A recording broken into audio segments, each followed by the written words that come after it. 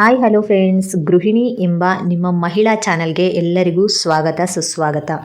ಹಾಗೆ ಇವತ್ತು ಹೊಸ ಚಾನಲಲ್ಲಿ ಮೊದಲನೇಗೆ ಮಹಿಳೆ ಬಗ್ಗೆ ಮಾತಾಡೋಣ. ಈಗ ನಮ್ಮ ಥರ ಮಹಿಳೆಯರು ಗೃಹಿಣಿಯರು ತುಂಬ ಜನ ಇದ್ದಾರೆ ಅಲ್ವಾ ಫ್ರೆಂಡ್, ಅವ್ರ ಬಗ್ಗೆನೇ ಸ್ವಲ್ಪ ಮಾತಾಡೋಣ ಅಂತ ಹೇಳಿಬಿಟ್ಟು ಚಾನಲ್ ಮಾಡಿದ್ದೀನಿ. ಬನ್ನಿ, ಹಾಗೆ ನನ್ನ ಚಾನಲ್ನಲ್ಲಿ ಬರೋವಂಥ ಪ್ರತಿಯೊಂದು ವೀಡಿಯೋಸು ನಿಮಗೆ ಇಷ್ಟ ಆಗುತ್ತೆ ಅಂತ ಅಂದ್ಕೊಂಡಿದ್ದೀನಿ. ಹಾಗೆ ಈ ವಿಡಿಯೋಗೆ ಒಂದು ಲೈಕ್ ಮಾಡಿ, ಸಬ್ಸ್ಕ್ರೈಬ್ ಮಾಡಿ, ಹಾಗೆ ಶೇರ್ ಮಾಡಿ. ನಿಮಗೆ ಎಲ್ಲೋ ಒಂದು ಕಡೆ ಮನಸ್ಸಲ್ಲಿ ಇಷ್ಟ ಆಯಿತು ಅಂದರೆ ಕಮೆಂಟ್ ಮಾಡಿ. ಬನ್ನಿ ಫ್ರೆಂಡ್, ವಿಡಿಯೋ ಸ್ಟಾರ್ಟ್ ಮಾಡೋಣ. ಈಗ ಒಂದು ಹೆಣ್ಣು ಅಂದ್ರೇ ಒಂದು ಚಾಲೆಂಜ್. ಯಾಕೆಂದರೆ ಅವಳಿಗೆ ಎಲ್ಲರ ಥರ ಸ್ವತಂತ್ರ ಇರಲ್ಲ. ಈಗ ಹುಟ್ಟಿದ ತಕ್ಷಣ ಅಪ್ಪ ಅಮ್ಮನ ಬಂಧನದಲ್ಲಿ ಇರಬೇಕು. ಬೆಳೀತಾ ಬೆಳೀತಾ ಅವಳು ತನ್ನ ನಡತೆ ಮೇಲೆ ಆಗಿರ್ಬೋದು, ತನ್ನ ಮೇಲೆ ಆಗಿರ್ಬೋದು ಹಿಡಿತ ಸಾಧಿಸ್ಕೋಬೇಕು. ತಾನೇ ಹಿಡಿತ ಸಾಧಿಸ್ಕೋಬೇಕು. ಹಾಗೆ ಅವಳದೇ ಆಗಿರೋ ಒಂದು ಸಣ್ಣ ಪ್ರಪಂಚ, ಅಪ್ಪ ಅಮ್ಮ ಈ ಥರ ಒಂದು ಸಣ್ಣ ಪ್ರಪಂಚ ಇರುತ್ತೆ. ಅದೇ ಪ್ರಪಂಚದಲ್ಲಿ ಇರಬೇಕು. ಇದೆಲ್ಲ ಹೊರಗಿನ ಸಮಾಜ ಮಾಡಿರೋ ತುಂಬ ರೂಲ್ಸ್ಗಳು. ಅವಳೇ ಹಾಕ್ಕೊಂಡಿರೋ ಕಟ್ಟುಪಾಡುಗಳಲ್ಲ. ಹೊರಗಿನ ಸಮಾಜ ಹೆಣ್ಣನ್ನು ನೋಡೋ ಸ್ಥಿತಿನೇ ಬೇರೆ, ಒಂದು ಹೆಣ್ಣನ್ನು ನೋಡೋ ಅಂದರೆ ದೃಷ್ಟಿನೇ ಬೇರೆ. ಅದೇಗೆ ಅಂದರೆ ನಾವು ಬೆಳೀತಾ ಬೆಳೀತಾ ಈಗ ಏನೋ ಒಂದು ಮಾತಿನ ಸಂದರ್ಭದಲ್ಲಿ ನಾವೇನಾದರೂ ಮಾತಾಡಿದಾಗ ಅವ್ರ ಸುತ್ತಮುತ್ತ ಇರೋರು, ಹಾಗೆ ಅವ್ರ ಅಪ್ಪ ಅಮ್ಮನೇ ಆ ಒಂದು ಹೆಣ್ಣಿನ ಸುತ್ತ ಕಲ್ಲಿನ ಗೋಡೆ ಕಟ್ಬಿಡ್ತಾರೆ. ನೀನು ಹೀಗೆ ಇರಬೇಕು, ನೀನು ಹಾಗೆ ಇರಬೇಕು, ನೀನು ಅತಿಯಾಗಿ ಮಾತಾಡಬಾರ್ದು, ನಿನಗೆ ಮಾತಾಡೋ ರೈಟ್ಸ್ ಇಲ್ಲ, ನೀನು ಹೀಗೆ ಇರಬೇಕು, ನೀನು ಹಾಗೆ ಕೂತ್ಕೋಬೇಕು, ಹಾಗೇ ಇರಬೇಕು ಅಂತ. ನಿಜ ಫ್ರೆಂಡ್, ಒಂದು ಹೆಣ್ಣಿಗೆ ಕೂತ್ಕೊಳ್ಳೋದಾಗಿರ್ಬೋದು, ಅವಳು ಮಾತಾಡೋದಾಗಿರ್ಬೋದು, ಅವಳು ಓಡಾಡೋದಾಗಿರ್ಬೋದು ಎಲ್ಲನೂ ಜನ ಪ್ರಶ್ನೆ ಮಾಡೇ ಮಾಡ್ತಾರೆ. ನಿಜ ಆಗಿರಬೇಕು, ಓಕೆನಾ. ಆದರೆ ಯಾಕೆ ಮಾತಾಡಬಾರ್ದು? ಈಗ ಮಾತಾಡೋ ಮಾತಲ್ಲಿ ತಪ್ಪಿದ್ರೆ ಓಕೆ, ಅವ್ರು ಅದನ್ನು ಹೇಳಿ, ನಾವು ಕೂಡ ಅದನ್ನು ತಗೋಬೋದು. ಆದರೆ ನಾವು ಕೂಡ ಮಾತಾಡಿದಾಗ ಅವರು ಕೂಡ ನಮ್ಮ ಮಾತಲ್ಲಿ ನಾವು ಒಂದು ಅರ್ಥ ಹುಡುಕ್ಬೋದಲ್ವ. ಅವ್ರು ಯಾಕೆ ನೀನು ಆಗ ಮಾತಾಡಬಾರ್ದು, ಹೀಗೆ ಮಾತಾಡಬಾರ್ದು, ನೀನು ಚಿಕ್ಕೋಳು, ನೀನು ಎಷ್ಟಲ್ಲಿರಬೇಕು ಅಷ್ಟಲ್ಲಿರಬೇಕು ಅಂತ ಹೆಣ್ಣಿಗೆ ಯಾಕೆ ಬೆಳ್ ಮಾಡಿ ತೋರಿಸ್ತಾರೆ? ಆಗಸ್ಟ್ 15ನೇ ತಾರೀಕು ಸ್ವತಂತ್ರ ದಿನಾಚರಣೆ ಅಂತ ಆಚರಿಸ್ತಾರೆ ಅಲ್ವಾ ಫ್ರೆಂಡ್. ಈ ಸ್ವತಂತ್ರ ದಿನಾಚರಣೆನ ಯಾಕೆ ಆಚರಿಸ್ತಾರೆ? ಸ್ವತಂತ್ರ ಬಂದಿದೆ ಅಂತ ಆಚರಿಸ್ತಾರೆ. ಆದರೆ ಎಷ್ಟೋ ಜನ ಹೆಣ್ಮಕ್ಳಿಗೆ ಸ್ವತಂತ್ರನೇ ಇರಲ್ಲ. ಯಾಕೆಂದರೆ ಮದುವೆಗಿಂತ ಮುಂಚೆನೂ ಮಾತಾಡೋಂಗಿಲ್ಲ, ಮದುವೆ ಆದಮೇಲೆ ಕೂಡ ಮಾತಾಡೋಂಗಿಲ್ಲ. ಮದುವೆಗೆ ಮುಂಚೆನೂ ಇದು ನಮ್ಮ ಮನೆ ಅಲ್ಲ. ಈಗ ನಮ್ಮ ಅಣ್ಣನೋ ತಮ್ಮನೋ ಯಾರಾದರೂ ಆಗಿರಲಿ, ಈಗ ಮದುವೆಗಿಂತ ಮುಂಚೆ ನಮ್ಮ ಜೊತೆ ಬೆಳೆದಿದ್ದಾರೆ, ನಮ್ಮ ಜೊತೆ ಬೆಳೀತಿದ್ದಾರೆ ಅಂದಾಗ ನಾವೇನು ಸುಮ್ಮನೆ ಈ ಥರ ಏನಾದರೂ ತಪ್ಪಾಗಿ ಏನಾದರೂ ಮಾತಾಡಿದಾಗ, ಹಾಗೆ ಹೀಗೆ ಅಂತ ಮಾತಾಡಿದಾಗ, ಇದೇ ನಿನ್ನ ಮನೆ, ನಾನಿನ್ನೇ ಶಾಶ್ವತವಾಗಿರೋ ಮನೆ, ನಾನು ನಾಳೆ ಕಟ್ಕೊಂಡು ಹೋಗೋಳು, ಹಾಗೆ ಹೀಗೆ ಅಂತ ಮಾತಿನ ಸಂದರ್ಭದಲ್ಲಿ ಹೇಳ್ತಾರೆ, ಹೌದಲ್ವಾ? ಅದು ನಮ್ಮ ಮನೆ ಅಲ್ಲ. ಅಂದರೆ ನಾವು ಮದುವೆಗಿಂತ ಮುಂಚೆ ಇದ್ದಿದ್ದು ನಮ್ಮ ಮನೆ ಅಲ್ಲ.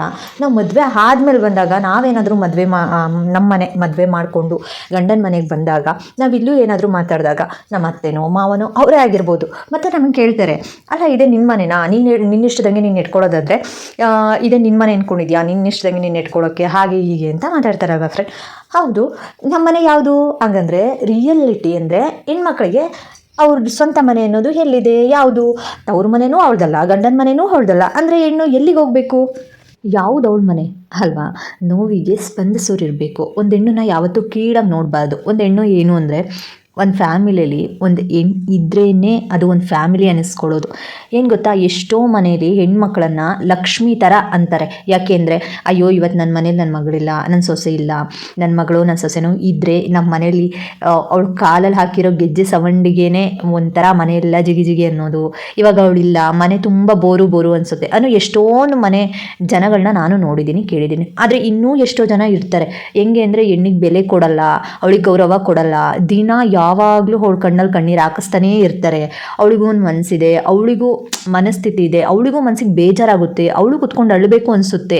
ಈ ಥರ ಯಾರೂ ಯೋಚನೆ ಮಾಡಲ್ಲ. ಯಾಕೆ ಯೋಚನೆ ಮಾಡಲ್ಲ? ಅವಳು ಮನುಷ್ಯ ಅಲ್ವಾ. ಒಂದು ಪ್ರಾಣಿ ಜೊತೆ ನಾವು ಬಿಹೇವ್ ಮಾಡಿದ ರೀತಿ ಒಂದು ಹೆಣ್ಣಿನ ಜೊತೆ ಕೆಲವರು ಬಿಹೇವ್ ಮಾಡ್ತಾರೆ. ಅದು ಎಷ್ಟರ ಮಟ್ಟಿಗೆ ಸರಿನೋ ತಪ್ಪೋ ಅದು ಗೊತ್ತಿಲ್ಲ. ಆದರೆ ಒಂದಂತೂ ಜನ ಅರ್ಥ ಮಾಡಿಕೊಳ್ಳೇಬೇಕು. ಏನು ಅಂದರೆ, ಹೆಣ್ಣಿಗೂ ಮನಸ್ಸಿದೆ, ಅವಳನ್ನ ಅರ್ಥ ಮಾಡ್ಕೊಳ್ಳಿ. ಅವಳು ಹೇಗೆ ಅಂತಂದರೆ ತುಂಬ ಇನ್ನೋಸೆಂಟ್. ಅಂದರೆ ಯಾರಾದರೂ ತಮ್ಮ ನೋವನ್ನ ಹೇಳ್ಕೊಂಬಿಟ್ರೆ ಹೆಣ್ಣಿನ ಕಣ್ಣಲ್ಲಿ ಕಣ್ಣೀರು ಬಂದುಬಿಡುತ್ತೆ. ಯಾಕೆ ಕಣ್ಣೀರು ಬರುತ್ತೆ? ಅವಳದು ಅಷ್ಟೊಂದು ಸಾಫ್ಟ್ ಮನಸ್ಸು. ಅವಳು ಏನಂದರೆ, ಯಾರಿಗಾದರೂ ಒಬ್ರಿಗೆ ಹತ್ರ ಆದ್ಲು ಅಂತಂದರೆ ಅವರನ್ನೇ ಒಂದು ಪ್ರಪಂಚ ಅನ್ಕೋತಾಳೆ. ಅದೊಂದು ಫ್ಯಾಮಿಲಿನೇ ಆಗಿರ್ಬೋದು, ಯಾರೇ ಆಗಿರ್ಬೋದು. ಅವಳಿಗೆ ಯಾರಾದರೂ ಹೆಣ್ಣಿನ ಸ್ನೇಹ ಬಯಸಿ ಬಂದರು ಅಂತಂದರೆ ಸ್ನೇಹಕ್ಕೆ ಅವಳು ಅಷ್ಟೇ ಬೆಲೆ ಕೊಡ್ತಾಳೆ, ಅಷ್ಟೇ ಮರ್ಯಾದೆ ಕೊಡ್ತಾಳೆ, ಅಷ್ಟೇ ಚೆನ್ನಾಗಿ ಒಡನಾಟನೂ ಹಿಡ್ಕೋತಾಳೆ. ಅವಳು ಯಾವತ್ತೂ ಸ್ನೇಹನ ಡ್ರಾಪ್ ಮಾಡೋ ಮಾತೇ ಬರಲ್ಲ ಅವಳ ಜೀವನದಲ್ಲಿ. ಒಂದು ಹೆಣ್ಣು ಯಾವತ್ತೂ ಸ್ವತಂತ್ರ ಬೇಕು ಅಂತ ಕೇಳಲ್ಲ. ಆದರೆ ಅವಳು ಕೇಳೋದಿಷ್ಟೇ, ನನಗೂ ಒಂದು ಮನಸ್ಸಿದೆ ಅಂತ ಅರ್ಥ ಮಾಡಿಕೊಂಡ್ರೆ ಸಾಕು ಅಂತ.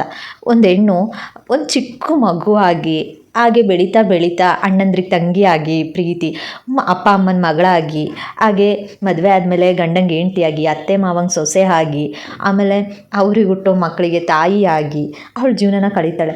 ಇದರಲ್ಲಿ ಅವಳಿಗೆ ಅಂತ ಅವಳು ಮಾಡ್ಕೊಳ್ಳೋದಕ್ಕಿಂತ ನನ್ನೋರು ಅಂತ ಮಾಡಿದ್ದೇ ಜಾಸ್ತಿ. ದಯವಿಟ್ಟು ಆದಷ್ಟು ನಾನು ಹೇಳೋದಿಷ್ಟೇ, ಹೆಣ್ಣಿಗೆ ಬೆಲೆ ಕೊಡಿ, ಗೌರವ ಕೊಡಿ. ಒಂದು ಮನೇಲಿ ಹೆಣ್ಣು ನಗ್ತಾ ಇದ್ದಾಳೆ ಅಂತಂದರೆ ಆ ಮನೇಲಿ ಅಷ್ಟಲಕ್ಷ್ಮಿಯರು ತಾಂಡವ ಆಡ್ತಾರೆ.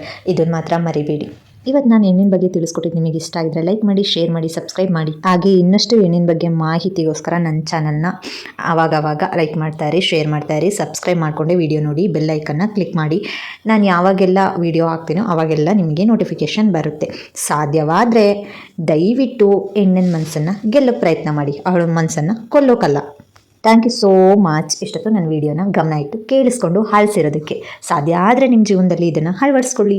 ಧನ್ಯವಾದಗಳು ಫ್ರೆಂಡ್. ನೆಕ್ಸ್ಟ್ ವೀಡಿಯೋದಲ್ಲಿ ಸಿಗೋಣ. ಟಾಟಾ, ಬಾಯ್ ಬಾಯ್, ಟೇಕ್ ಕೇರ್.